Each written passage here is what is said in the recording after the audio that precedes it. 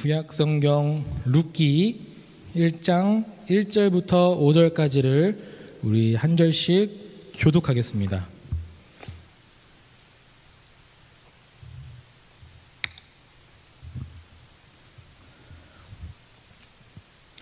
사사들이 치리하던 때에 그 땅에 흉년이 드니라. 유다 베들레헴의 한 사람이 그의 아내와 두 아들을 데리고 모압 지방에 가서 거류하였는데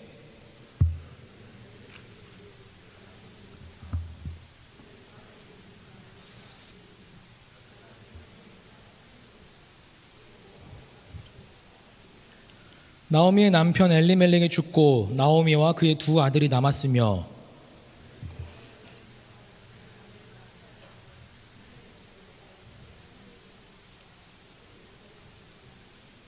같이 읽습니다. 말론과 기럧 두 사람이 다 죽고 그 여인은 두 아들과 남편의 뒤에 남았더라. 아멘. 이번 주 이제 설교를 준비하면서 이제 어떤 성경의 본문으로 이제 강해를 할까 고민을 많이 했습니다. 그래서 기도를 하는 중에 이런 기도를 했습니다. 하나님, 이제 요한일서가 끝났고 이제 이번 주 주일부터 새로운 성경의 말씀으로 이제 말씀을 전하려 하는데 어떠한 성경의 책으로 말씀을 전하는 게 우리 청년들에게 좋을까요? 이렇게 기도하면서 준비를 하는 중에 이제 하나님께서 저에게 한 가지 마음을 주신 것이 무엇이냐면 이 힘들고 어둡고 암울하고 이 힘겨운 때에 하나님의 그 은혜를 또 회복하게 하라는 그런 마음을 주셨습니다. 그래서 성경을 이제 본문을 선택하는 중에 딱 제 눈에 들어온 책이 바로 룻기였습니다. 여러분, 이 룻기는 은혜의 책이라고 불릴 정도로 룻기 어느 곳을 보아도 하나님의 은혜가 굉장히 충만하게 가득 넘쳐나는 책이 바로 룻기입니다. 이것을 그림으로 만약에 표현을 하자면 완전히 칠흑같이 어둡고 깜깜한 그 배경에 한 줄기 밝은 빛이 내리쬐는 그 어떤 이미지를 불러일으키는 책이 바로 룻기라는 거예요. 이 룻기는 역사적 시대적 배경으로는 사사시대를 배경으로 하고 있습니다. 그렇기 때문에 굉장히 역사적으로는 어둡고 암울한 그런 때라는 거예요. 그렇게 영적으로 굉장히 어둡고 암울한 때에 하나님께서 한 줄기 밝은 빛을 내리쬐서 굉장히 하나님의 그 놀라운 계획과 섭리와 또 은혜를 나타내 보이시는 책이 바로 룻기라는 것입니다. 여러분은 기독교 하면 기독교를 한 단어로 만약에 정의를 한다고 하면 여러분은 무엇이라고 이야기하겠습니까? C.S. 루이스라는 이 신학자는 기독교에 대해서 한 단어로 정의를 하자면 은혜의 종교라고 이야기를 했습니다. 기독교는 은혜를 빼고서는 단 한 가지도 이야기할 수 없는 것이 바로 기독교인 것 같아요. 우리 아까 전에 찬양 인도하시는 간사님께서도 이야기했지만 또 우리 대표 기도한 우리 하영자매가 또 이야기를 했지만 여러분, 우리 인간은 너무나 연약한 존재입니다. 우리 인간은 자격 없는 사람이에요. 근데 그 자격 없는 사람을 하나님께서 자격 있다라고 말씀하시는 것 자체가 은혜입니다. 전혀 우리를 사랑할 수 없는 그런 사람임에도 불구하고 하나님께서는 우리를 사랑하신다라고 말씀하시는 것 또한 은혜라는 거예요. 하나님의 은혜가 없이는 우리는 살아갈 수 없는 자들입니다.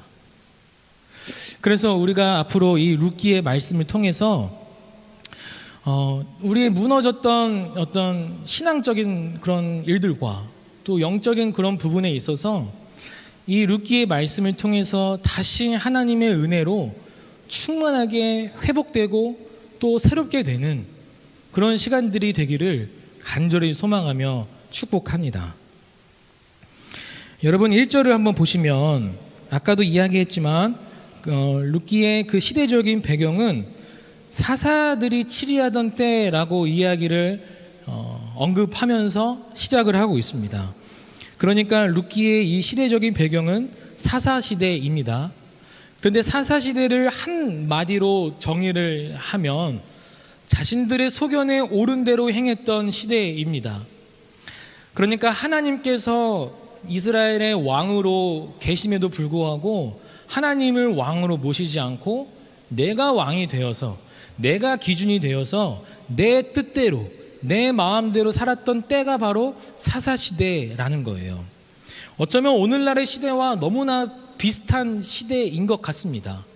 오늘날의 시대가 어쩌면 사사시대라고 이야기할 정도로 하나님을 왕으로 섬기지 않고 모시지 않고 내가 왕이 되어서 내 뜻대로 내 기준대로 내가 곧 진리이고 정의가 되어버린 어떤 상대적인 그런 진리가 되어버린 포스트 모더니즘의 시대가 바로 사사시대가 아닌가 한번 생각을 해보게 됩니다.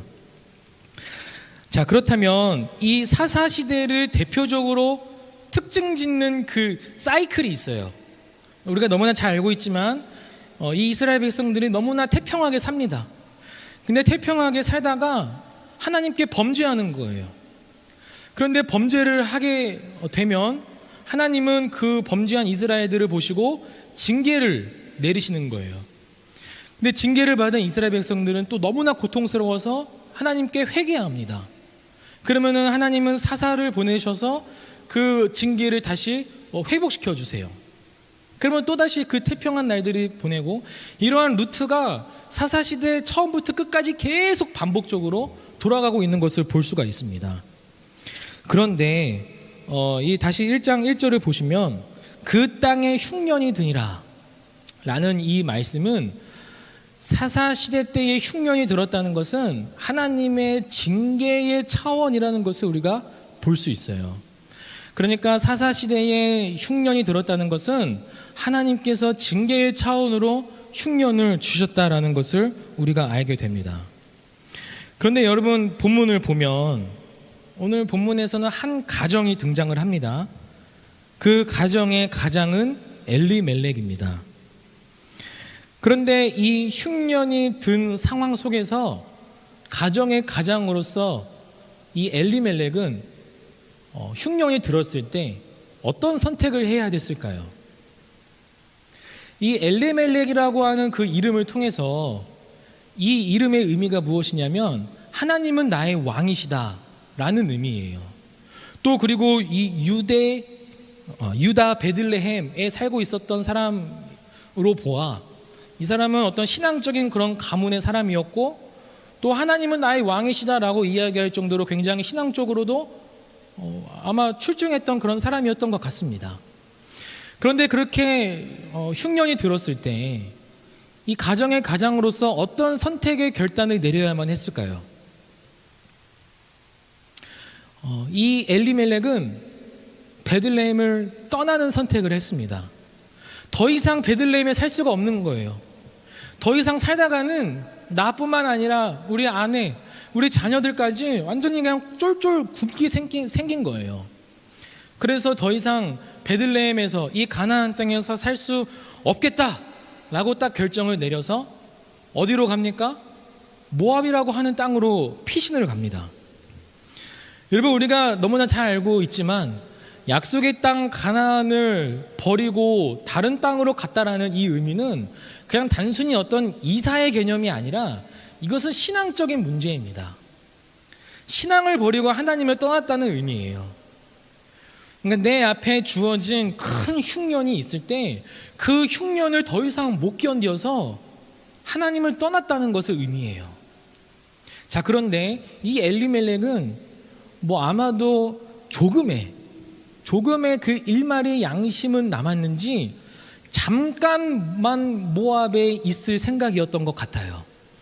그 1절 하반절에 보면 그의 아내와 두 아들을 데리고 모압 지방에 가서 거류하였는데, 여기에서 거류라고 이야기를 하고 있는데, 이 거류는 잠깐 동안 사는 것을 의미해요. 그러니까 완전한 정착 생활이 아니라 잠깐 동안 사는 것을 의미합니다.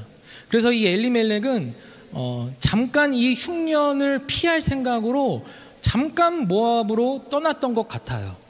그래서 베들레헴의 이 흉년이 끝나면 내가 다시 돌아와야 되겠다라는 이 마음으로 모압으로 떠난 것 같습니다.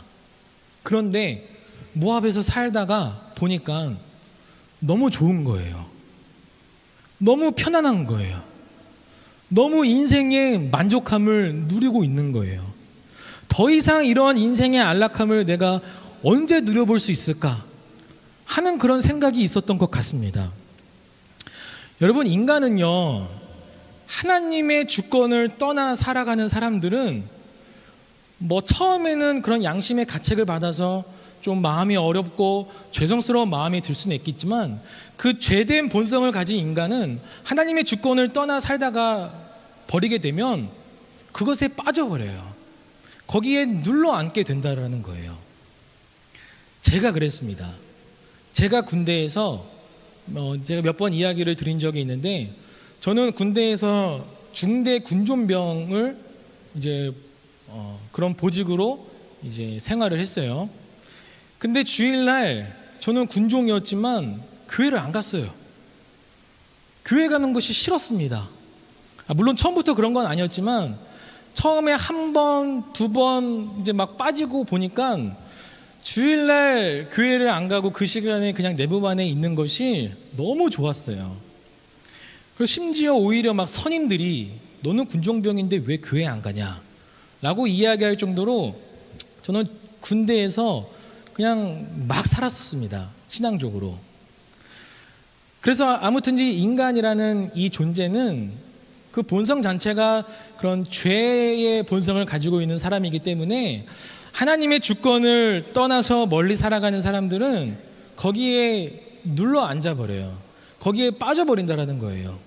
그래서 인생의 세상의 그 쾌락을 맛보아 쫓는 그런 삶을 살아가게 됩니다. 엘리멜렉이 또한 그랬습니다. 처음에는 잠깐만 모압에서 살 생각으로 갔지만 거기가 너무 좋은 거예요. 너무 편안한 거예요. 너무 안락한 거예요. 그래서 어떻게 됐습니까? 2절을 보시면 2절 하반절에 그들이 모압 지방에 들어가서 거기 살더니, 완전히 그냥 이제 눌러 앉은 것을 의미하는 거예요. 처음에는 거류할 목적으로 들어갔지만 이제는 눌러 앉게 되었습니다. 다시 돌아올 생각을 하지 않는 거예요. 그냥 아예 하나님 곁을 완전히 지금 멀리 떠나버렸다라는 것을 지금 이야기하고 있는 것입니다. 그래서 하나님은 이 가정에 큰 징계를 내리세요. 하나님을 멀리 떠난 그런 가정, 하나님을 멀리 떠난 사람들에게는 하나님께서는 때론 징계를 베푸십니다. 근데 이 징계는 어떤 차원에서의 징계냐면 다시 하나님께로 돌이켜라. 너 그거 잘못된 거야 하는 그런 깨달음을 주시기 위해서 때로는 징계 차원으로서 하나님께서 징계를 주신다는 거예요. 그래서 그의 하나님의 주권을 완전히 떠나버린 그 엘리멜렉의 가정에 하나님은 첫 번째 징계를 주시는데 그 징계가 무엇이었어요? 가장이 죽는 거였어요. 엘리멜렉이 죽고 맙니다. 모압 지방에서 살다가 객사한 거예요. 어떠한 이유로 죽었는지는 알 수는 없지만 갑자기 죽었습니다. 그래서 한순간에 과부가 된 엘리멜렉의 아내인 나오미가 그 가정의 가장이 되어버리고 말았습니다. 여기에서 한 번에 나오미에게 기회가 주어졌어요. 어떤 기회인가요? 하나님께로 돌이킬 수 있는 그런 기회가 주어졌다는 거예요. 하나님께서 지금 베들레헴으로 돌아오라고 하는 사인이구나. 이거를 깨닫고 돌이켜야 했었습니다. 근데 나오미는 어떻게 또 반응했습니까? 거기서 10년을 더 삽니다. 엘리멜렉이 죽었지만 다시 돌아오지 않고 그 땅에서 무려 10년 동안 더 살아요. 끝까지 하나님께로 돌이키지 않는 그 엘리멜렉의 가정에 하나님은 다시 두 번째 징계를 내리십니다. 그 두 번째 징계가 뭐예요? 그의 두 아들 말론과 기럨마저 하나님께서 죽이시는 거예요. 또한 어떠한 이유 때문에 죽었는지는 모르지만 또 시름시름 앓다가 죽는 거예요. 그래서 그렇게 죽어버리고 말았습니다. 하루아침에 남편을 잃고 두 아들을 잃은 나오미는 완전히 한순간에 그의 가정이 거의 멸망당하기 일보 직전에 이르게 된 거예요. 이 엘리멜렉의 가정은 그래도 어느 정도 유력한 그런 가문이었습니다. 그런데 그런 가문이 한순간에 남편을 잃고 두 아들을 잃게 된 과부가 된 거예요. 여러분, 이 나오미의 심정이 어떠했을까요? 두 자녀를 잃은 그 슬픔은 이루 말로 표현할 수 없을 정도였을 것입니다. 여러분, 남편을 잃은 사람을 과부라고 이야기를 하고 부모를 잃은 사람을 고아라고 이야기를 하잖아요. 근데 자녀를 잃은 사람에 대해서 칭하는 그런 명칭이 없어요. 왜 명칭이 없을까 생각을 하다가 정말 말로 표현할 수 없을 만큼 그런 큰 아픔 때문에 어떤 그런 단어가 없겠구나라는 그런 그냥 추측을 해보게 됩니다. 그래서 이 나오미는 하루아침에 남편을 잃고 두 아들을 잃게 된 거예요. 이 당시는 남성 사회의 중심이었기 때문에 과부가 되었다라는 것은 그냥 한순간에 인생이 완전히 끝장나 버리게 된 거예요. 혼자서는 절대로 살 수 없는 그런 존재가 되어버리고 만 것입니다. 더군다나 두 며느리가 있기는 있지만 자신이 언제 다른 남자와 재혼을 해가지고 또 아이를 낳아서 이 아이가 커가지고 이 장성한 이 아이가 다시 그 두 며느리와 결혼을 해가지고 다시 또 이 가문을 잇는 이렇게 생활할 수 있는 것조차 나오미는 나이가 많아서 늙어서 그런 소망이 없어지게 된 거예요. 소망에 끊겨버리고 만 것입니다. 이처럼 룻기의 시작은 파탄난 가정, 멸망당하기 일보 직전의 가정, 완전히 소망이 끊겨버린 가정, 완전히 텅 빈 인생의 가정으로서 시작을 하고 있는 책이 바로 룻기입니다. 그런 룻기의 이런 소망이 없는 가정에, 텅 비어버린 그런 가정에, 나오미의 인생에 하나님께서는 한 줄기 그 빛을 통해서 하나님의 그 크신 은혜로 말미암아 나오미의 인생에, 그리고 나오미의 가정에 다시 회복시키는 하나님의 놀라운 은혜가 있게 될 것을 우리가 앞으로 내용들을 살펴보게 될 것입니다. 이렇듯 나오미의 이 인생은 여러분 우리의 인생과도 너무나 잘 대변해 줍니다. 소망 없는 인생, 텅 비어버린 이 인생은 우리의 인생과도 같다라는 거예요. 여러분, 우리 인생은 소망이 없는 그런 인생이었습니다. 우리의 인생은 텅 비어버린 그런 인생이었어요. 흉년으로 인해서 완전히 그냥 살 소망까지 잃어버릴 정도로 큰 아픔과 큰 문제로 살아갈 수밖에 없는 그러한 이 시대의 청년들이 너무나 많은 것 같아요. 특별히 이 코로나 이 시대로 인해서 경제적으로 완전히 그냥 회생 불가능한 상태로 살아가는 사람들이 너무나 많고요. 또 가정적으로도 완전히 그냥 깨어져 버린 그런 가정들이 너무나 많고, 이렇듯 정말 코로나 때문에 우리의 인생이 너무나 그냥 소망이 없이 텅 비어버린 채 살아가는 그런 이 시대의 청년들이 너무나 많은 것 같습니다. 그 나오미의 인생처럼 우리의 인생도 마찬가지로 소망이 없는 그런 인생이 아닌가 싶습니다. 그런데 여러분, 그 인생 가운데에 하나님께서 한 줄기 그 빛을 이제 내리쬐어 주십니다. 그런 소망이 없는 인생에, 텅 비어버린 인생에 하나님께서 다시 찬란하게 그 한 줄기 빛을 비춰주시는데, 여러분, 어떻게 하나님께서 그 빛으로 우리의 텅 비어버린 인생을, 소망이 없는 그 인생을 다시 소망의 인생으로, 다시 충만하게 채워지는 그 인생으로 하나님께서 채워주실까요? 여러분, 오늘 본문에서 핵심이 되는 구절이 있습니다. 그 핵심의 구절이 무엇이냐면, 여러분, 고대 그 히브리 문학의 그 구조 기법 중 하나가 무엇이냐면 중앙 집중식 교차 대꾸법이라고 하는 것이 있어요. 여러분, 화면을 한번 잠깐 보겠습니다. 이 구조를 여러분 잘 많이 보아왔죠. 병행이 되는 구절과 그 다음에 제일 정 가운데에 위치해 놓은 이 구조, 유대인들은 이런 구조를 참 많이 썼던 것 같습니다. A에 해당되는 이 1절과 2절을 보면은 이제 엘리멜렉의 가정이 베들레헴에서 모압으로 이제 이동하게 됩니다. 이것과 완전히 이제 병행되는 구절이 6절과 7절이에요. A-에 해당하는 이제 엘리멜렉이 죽고 그의 두 아들마저 죽은 이 가정 나오미가 이제는 다시 모압에서 베들레헴으로 돌아오게 됩니다. 그리고요, 또 B에 해당하는 이 3절을 보시면 엘리멜렉이 죽고 이제는 나오미와 두 아들이 남습니다. 그리고 B-에 해당하는 5절을 보시면 두 아들마저 죽고 이제는 나오미만 남습니다.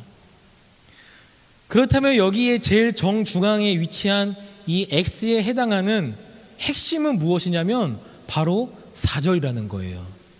여러분, 4절의 말씀을 우리 한번 같이 읽도록 하겠습니다. 4절 말씀 읽겠습니다. 시작. 그들은 모압 여자 중에서 그들의 아내를 맞이하였는데 하나의 이름은 오르바요 하나의 이름은 루시더라. 그들이 거기에 거주한 지 10년쯤에. 이 핵심이 되는 정 가운데 위치한 이 4절이 왜 핵심이 되냐면 하나님께서는 완전히 멸망당하기 일보 직전에 이 나오미의 가정 가운데에 하나님께서는 무엇을 남겨놓으신 거예요? 룻이라는 그 이방 여인을 남겨놓으신 거예요.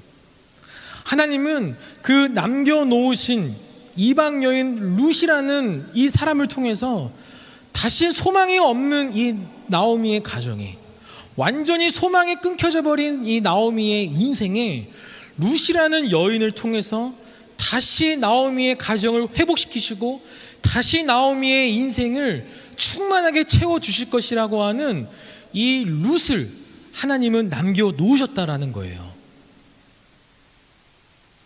예를 들어 이제 유다라고 하는 이 나라가 바벨론에 의해서 멸망당합니다.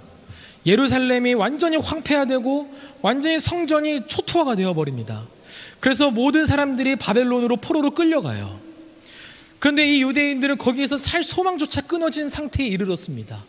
하나님께서 우리를 버리셨구나, 하나님께서 더 이상 우리의 하나님이 아니시구나 라는 아마 그런 마음이 있었을 거예요.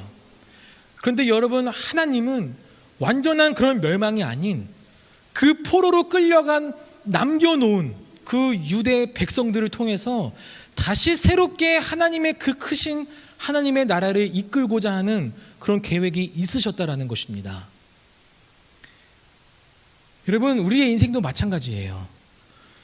여러분, 우리의 인생 가운데 흉년을 만났을 때 그 흉년으로 하여금 참 힘들고 고통스럽고 너무나 소망이 없이 살아가는 그런 인생 가운데에 하나님은 반드시 우리의 인생 가운데에 남겨놓으신 룻이 있다라는 거예요. 반드시 하나님은 그 남겨놓으신 그 룻을 통해서 여러분을 회복시킬 것입니다. 남겨놓으신 그 룻을 통해서 하나님은 다시 소망의 인생으로, 다시 충만한 그런 인생으로 여러분을 회복시킬 것입니다. 그러한 믿음으로 여러분 살아가는 우리 모든 청년들이 되기를 간절히 소망합니다. 말씀을 맺겠습니다. 저의 인생 가운데에도 그런 흉년이 크게 한 2번 정도 있었던 것 같아요. 지금을 되돌이켜 보면 참 그때 내가 어떻게 살 수 있었나 할 정도로 정말 너무나 힘들게 살았던 때가 제 인생에 한 2번 정도 있었던 것 같습니다.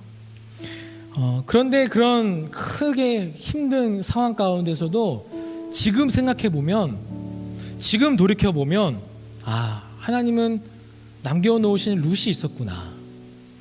하나님께서 남겨놓으신 룻이 있었기 때문에 내가 지금 이 자리까지 있게 된 거구나 하는 생각을 해보게 됩니다. 여러분, 하나님은요 절대로 우리를 고아와 같이, 나그네와 같이 내버려 두지 않으세요.